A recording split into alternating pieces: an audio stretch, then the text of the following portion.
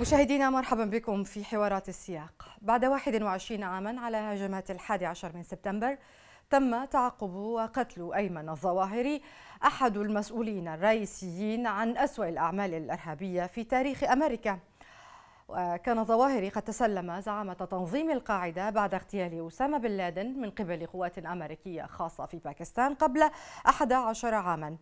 يأتي قتل زعيم القاعدة في مرحلة حرجة يمر بها التنظيم مع سعيه لاستعادة قيادة ما يعرف بالجهاد الدولي وتعافي تنظيم الدولة من فقدانه لمناطق سيطرته. عموما للمزيد من المتابعة ينضم إلينا ماكس أبرامز، أستاذ العلوم السياسية والسياسة العامة بجامعة نورثيسترن، الخبير كذلك في الأمن الدولي والإرهاب. سيد ماكس، مرحبا بك معنا. Thank you. كيف يؤثر باعتقادك قتل الظواهري في تنظيم القاعدة؟ Well, the obvious, solution to militant leaders from the standpoint of governments is to take them out. The so-called policy of leadership decapitation has been the cornerstone of U.S. counterterrorism strategy, really since the Obama administration, with the proliferation of drone technology. However, as a political scientist, I do a lot of research on the effects of removing militant leaders from groups. And what I find is that paradoxically, in the immediate aftermath of a militant group losing its leader, it's actually more likely to engage in terrorist attacks against civilian targets. Now, what you might think is that the reason why taking out the leader of a militant group leads to more terrorism is because members of the group, want to commit revenge. They want to avenge the loss of their leader. But what I find even more support for is that, interestingly, the leaders of militant groups often restrain terrorism. And so when you take out the leader, what happens oftentimes is that lower level members are empowered and they're even more interested in committing terrorist attacks. And so, after the Al-Qaeda leader was killed, soon after, Washington, D.C. actually elevated the terrorism risk level.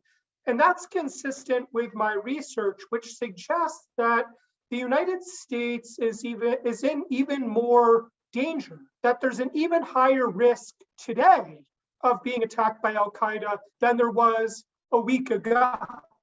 حتى أفهم منك جيدا، إذا كان الخطر أقل في عدم تصفيته، لماذا اتخاذ هذه الخطوة إذن؟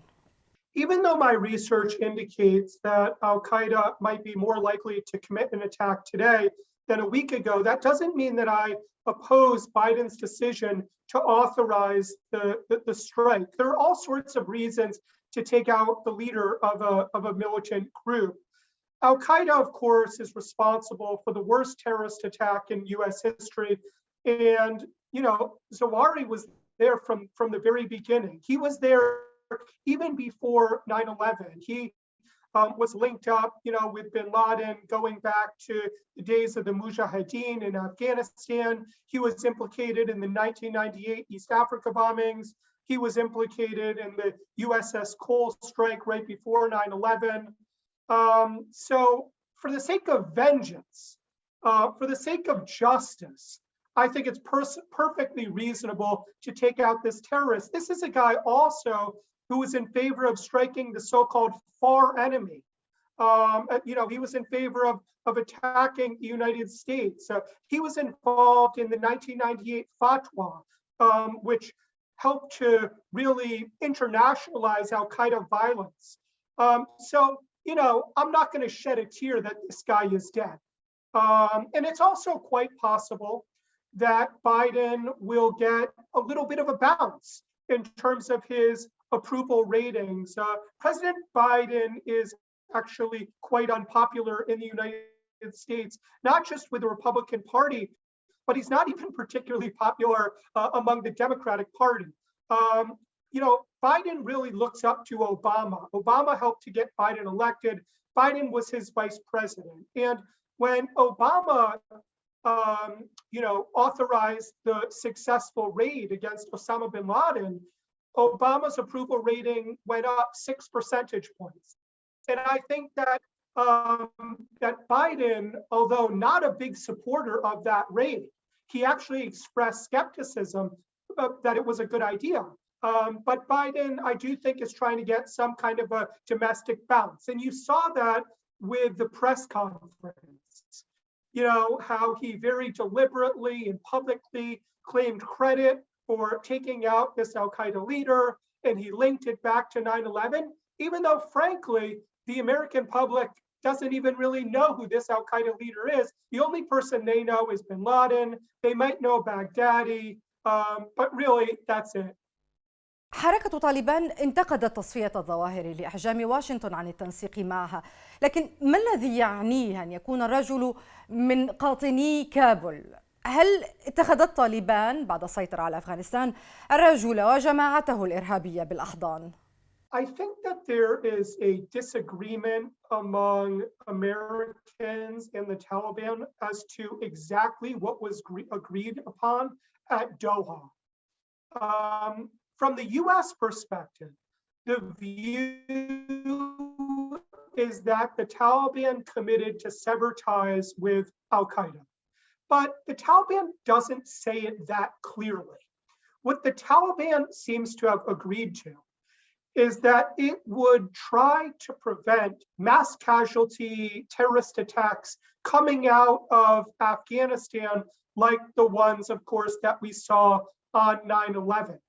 And so it seems possible to me that the Taliban was sheltering this Al-Qaeda leader with the understanding that he wouldn't use Al-Qaeda as a staging ground for another mass casualty attack on the United States. I'm not sure that the Taliban views the fact that that there was a major Al-Qaeda leader in its country as a violation on its end of Doha. But of course, the Americans don't view it this way. برغم نفي الحكومة الباكستانية، هل تعتقد أن هناك دور باكستاني في هذه العملية؟ This is a perennial question. What is exactly the relationship between Pakistan and the Taliban? The truth is that I'm not in a position to say. I don't think that there are any Americans who actually know the answer to that question. Pakistan, of course, has played it both ways. In some ways, they've been useful to Washington, D.C. when it comes to counterterrorism. In other ways, they've been, frankly, the main state sponsor of the Taliban. And so what exactly their role is on this specific question, I don't know, nor am I in a position to fully answer the question of what the relationship was between the Taliban and Zawahiri. We really don't know. غارة بن لادن خلفت مجموعة من المعلومات عن عمليات القاعدة، عن المؤامرات الجارية، عن هويات ومواقع أفراد القاعدة وغير ذلك من المعلومات الاستخبارية الحيوية، بينما دمرت تصفية الظواهري كل المعلومات الاستخبارية التي كانت معه لعدم قدرة الأمريكيين على الاستعانة بقوات خاصة في التنفيذ. هل هذا أيضا يضاف إلى مساوئ انسحاب واشنطن من أفغانستان؟ That's a very good question. It is true that when the U.S. raided bin Laden in 2011, a trove of very useful documents came to light. They were translated. They were published by the Combating Terrorism Center over at West Point. It provided all sorts of very useful information in terms of understanding the structure of Al-Qaeda and bin Laden's role and his relationship with the affiliates. Interestingly, one of the things that emerged from that raid was that bin Laden was not happy with Zarqawi, was not happy with Al-Qaeda in Iraq because the group was acting in such a gruesome way, including against Muslims.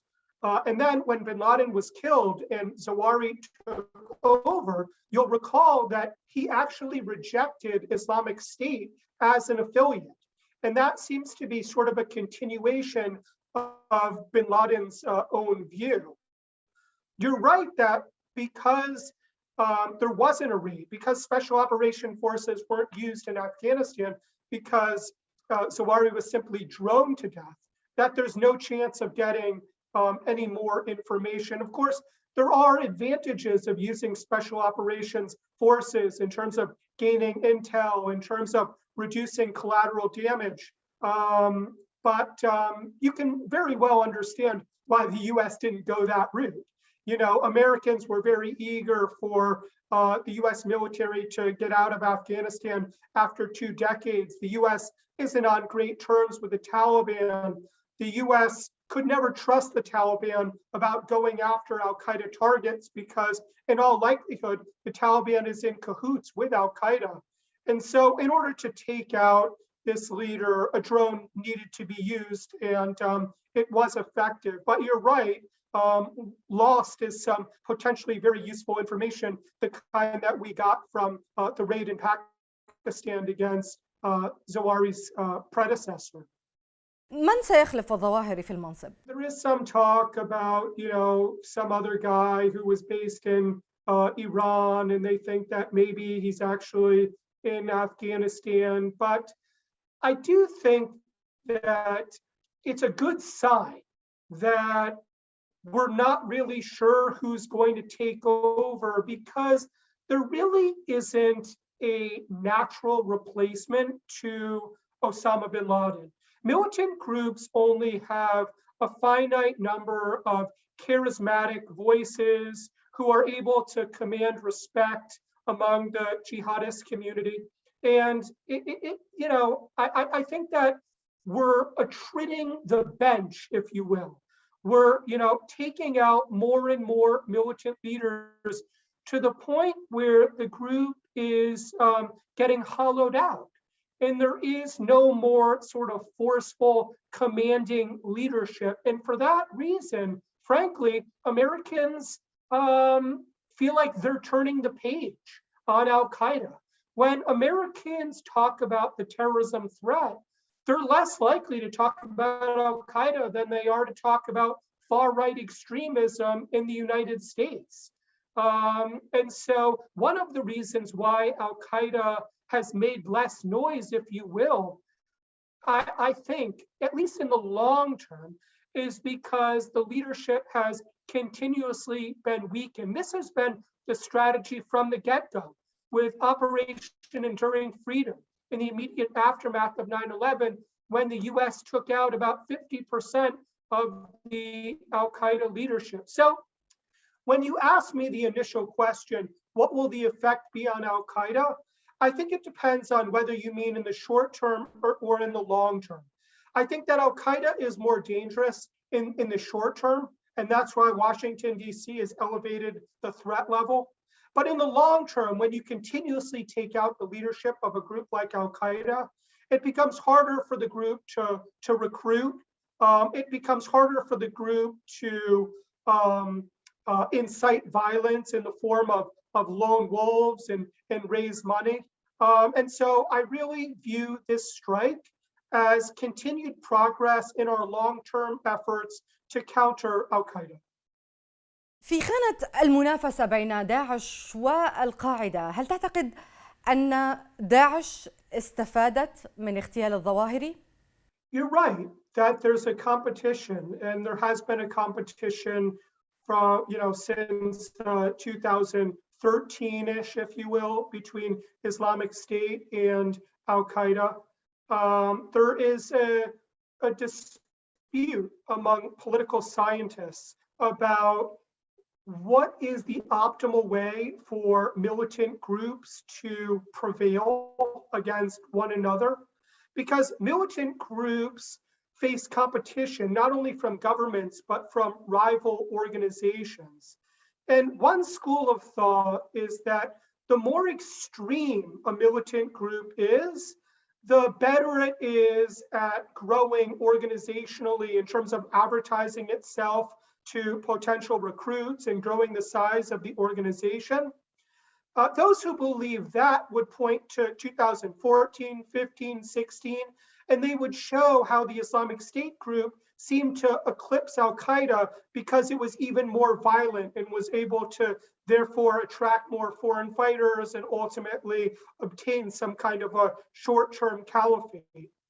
On the other hand, researchers like me find the exact opposite, that actually there's utility in moderation, that when groups try to project themselves as maximally extreme, it tends to backfire on the organization. We saw that the Islamic State group, because of its extremeness, managed to elicit the largest counterterrorism coalition ever created.